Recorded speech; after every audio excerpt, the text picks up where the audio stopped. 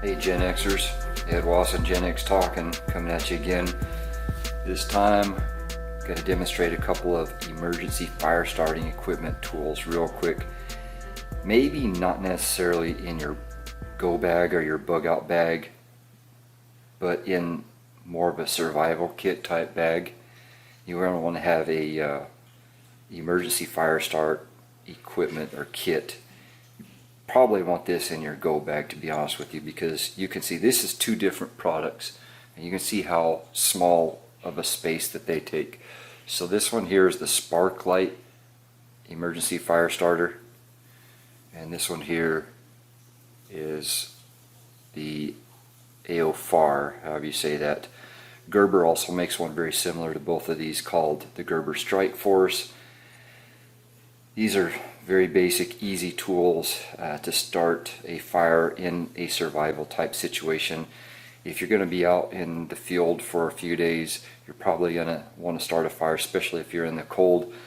Big problem is if it's raining and you didn't have any waterproofing, you're probably going to be sunk even with one of these. But for this one here, basically you can take any little handy dandy knife or edged tool and you're going to scrape a whole ton of these magnesium shavings, and you can see a little bit of a pile here. You're going to want a lot more than that. You're going to need a lot more than that. You're going to have to be bigger shavings as well. These are just some filings or scrapings. I'm not going to strike it here because it will set fire. Magnesium sets fire very quickly and easily, but I'm going to set that aside over here, and then you use this part right here. This is your striker surface, and you can see you're going to use that striker, and that the strike part of it is going to hit your magnesium, and once your magnesium is in underneath a little bit of kindling, you're going to strike up a fire. This container is about the size of a pack of regular matches, so you probably want to have a pack of regular matches as well. Wooden, waterproof. They make them, go find them, they're about $2.50 I think. In these you have a couple of these different strikers, and the beauty of these is these have these little waddings, and it has a little bit of like a waxy substance. This is the same kind of stuff that you can get out in foresty areas on certain trees called chote. Chote is kind of a sappy, oily feature inside some of the trees in mountainous areas that is actually flammable, and you put it on some of your kindling and it will light up faster. But this emergency fire starting kit has these type of strikers, a little bit of waxy material in there, a little thing of instructions, and some wadding for the basic kindling.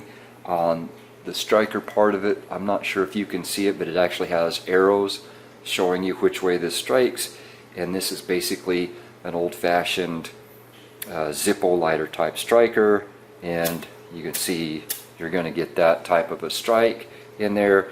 And eventually, don't give up.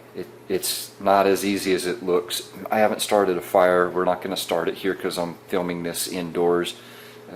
So we're probably going to have one of Matt's kids go out into his backyard and actually show you how to practically implement these all the way to the fruition of actually starting the fire.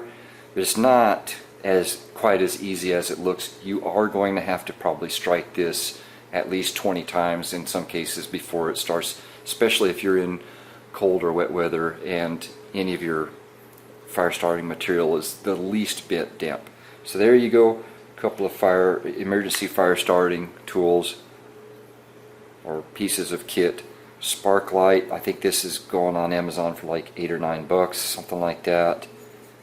And if you can see that, if it's getting in focus, AOFAR, I don't know where I got this. I picked up a couple of these for like, I think $6 or $8 at a gun show or something like that.